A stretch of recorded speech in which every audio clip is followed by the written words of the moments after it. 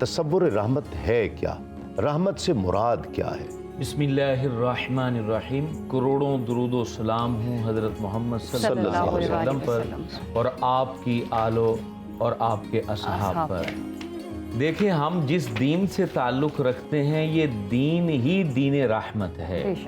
اب آپ دیکھیں، اللہ رب العالمین نے خود کو رحمان کہا اور اپنے پیارے محبوب کو رحمت للعالمین کہا، اور قرآن مجید کو بھی اللہ رب العالمین نے رحمت ہی کہا، یعنی جدھر دیکھو گے رحمت ہی رحمت نظر آئے گی۔ بے شک۔ تو رحمت کا جو تصور ہمارے دین میں ہے وہ حقیقت میں بندے کو رب سے ملانا ہے، یعنی مقام محبوبیت دلانا ہے۔ یہ رحمت اس لیے تصور دیا گیا تاکہ ایک گناہگار بندہ وہ دور نہ چلا جائے، وہ قریب آئے۔ اور عشرہ رحمت جیسے آپ فرما رہے تھے، تو اس کے اندر بندے کو بلایا جاتا ہے کہ آجا، یہاں آجا، بخشا جائے گا، اور اس یقین کے ساتھ آ کہ تیری جتنی بھی خطائیں ہیں اللہ معاف بھی فرما دے گا اور کرم بھی فرمائے گا۔ یہاں میں ایک حدیث بھی پیش کرنا چاہتا ہوں۔ حضور فخر عالم صلی اللہ علیہ وسلم فرماتے ہیں کہ قیامت کے دن بندے کو اس کے صغیرہ گناہ یاد دلائے جائیں گے۔ اچھا، کہ تو نے یہ بھی خطا کی، وہ شرمندہ ہو کر سر ہلاتا رہے گا، یا رب میں نے یہ خطا کی ہے۔ پھر کہا جائے گا یہ بھی خطا کی ہے، تو کہے گا ہاں یار، وہاں تو انکار کر ہی نہیں سکتا۔ اور ساتھ میں حضور علیہ السلام پھر یہ بیان کرتے ہوئے فرما رہے ہیں کہ ڈرے گا بھی کہ کبیرہ گناہ نہ بیان ہو جائے، اللہ اکبر، جو بڑی بڑی خطائیں کی ہیں وہ نہ یہاں معاشر کے میدان میں بتا دی جائے۔ وہ ڈر رہا ہوگا کہ اللہ رب العالمین فرما رہا ہے اور وہ اقرار بھی کر رہا ہے، اور پھر اللہ کریم کی رحمت جوش پر آئے گی اور فرمائے گا اے بندے جتنی خطائیں کی ہیں ہر ایک کے بدلے تجھے نیکی عطا کرتا ہوں۔ اللہ اکبر، اللہ اکبر۔ یہاں رسول ہاشمی صلی اللہ علیہ وسلم فرماتے ہوئے ارشاد فرماتے ہیں، پھر وہ بندہ کہے گا اللہ میں نے تو وہ بھی گناہ کیا تھا، پھر خود ہی اقرار کرنے لگ جائے گا۔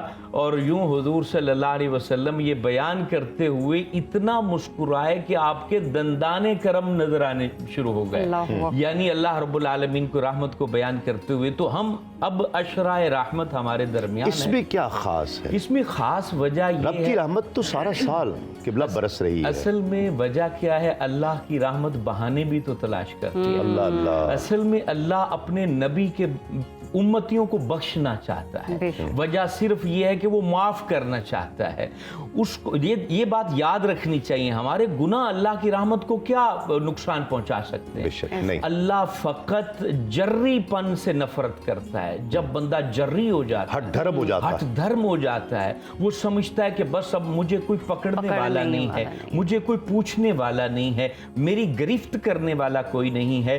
جب بندہ اقرار کر لینا کہ مالک میں خطا کار ہوں، مجھے معاف کر دے، ایسا خطا کار رب کو پسند ہے۔ یہ کہا گیا ہے بہت سارے لوگ ایسے ہوں گے جو اپنے گناہوں کی وجہ سے جنت میں چلے جائیں گے، یعنی جو خطائیں کی ہوں گی وہ شرمسار ہوں گے نا اس کے اوپر، اپنی خطاؤں کے اوپر جو ہے دل کے اندر یہ بات رکھیں گے کہ مالک ہم نے خطا کی ہے لیکن تیری رحمت سے نا امید نہیں ہے۔ تو عشرہ رحمت دیا گیا، قرآن رحمت دیا گیا، رحمت للعالمین کی صورت میں رحمت دی گئی، صرف اس لیے کہ بندہ آئے اور یہاں سے بخشش پا کے جنت کو سبحان اللہ، سبحان اللہ، سبحان اللہ۔ گفتگو کو آگے بڑھاتے ہیں ڈاکٹر صاحب، آپ کی طرف آؤں گی کہ اللہ تعالیٰ کی جو رحمت ہے اس کے غضب پر غالب ہے، اس سے کیا مراد لی جائے؟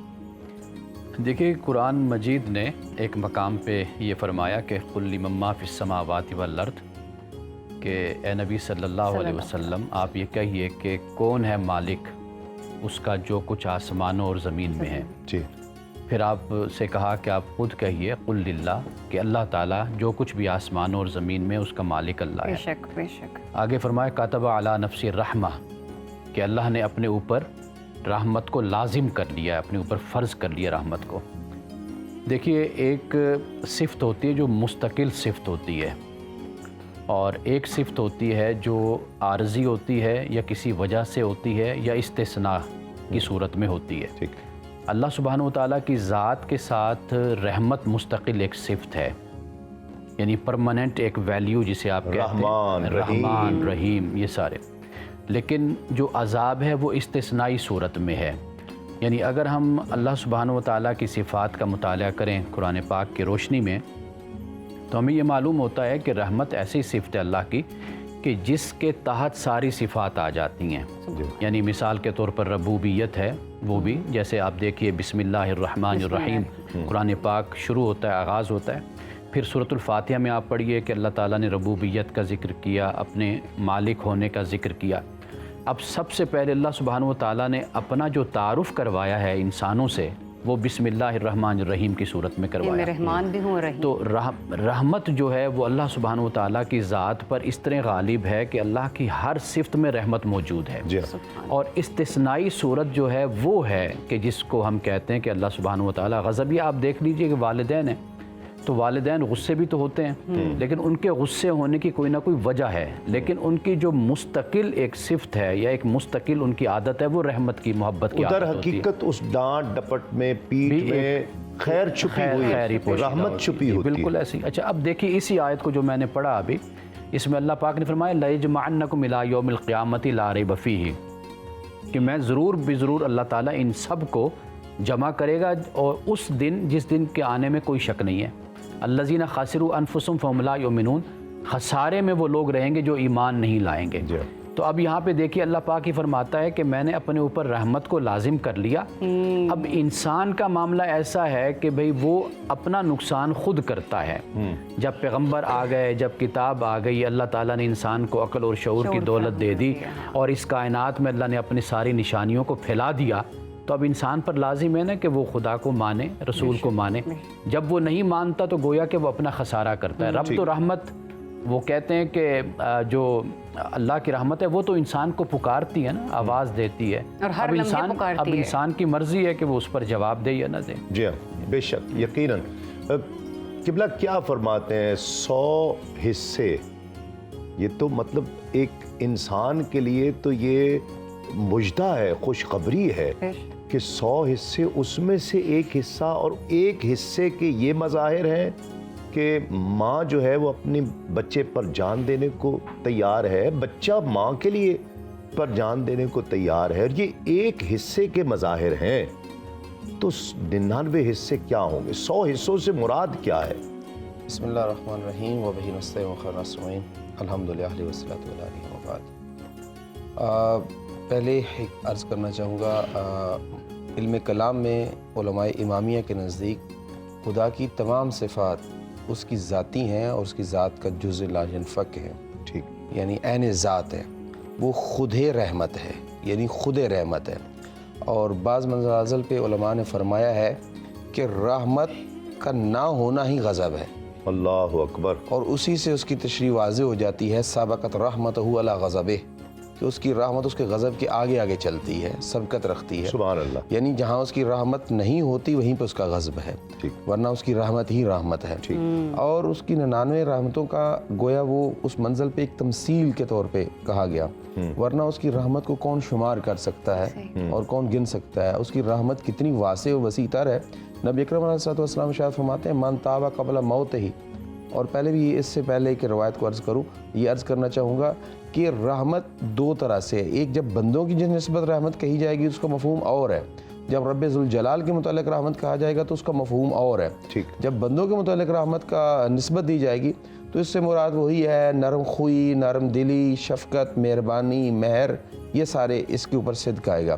جب اس کی طرف رحمت کی نسبت دی جائے گی تو اس کے ساتھ ساتھ یہ ہوگا نعمتوں کا نہ چھننا، عذاب اور عطاب کا نازل نہ ہونا، اس کی مطلب نگاہ شفقت، نگاہ لطف جو ہے اس کا حذف نہ ہونا، یہ اس کی نسبت سے ہے. اور کتنی رحمت ہے، نبی اکرم صلی اللہ علیہ وسلم شاہ فرماتے ہیں من تاب قبل موت ہی، پوری زندگی عذاب معصیت خدا میں گزار دی اور خدا کی معصیت کرتا رہا، اور مرنے سے پہلے من تاب قبل موت ہی بسنۃ قبل اللہ توبۃ.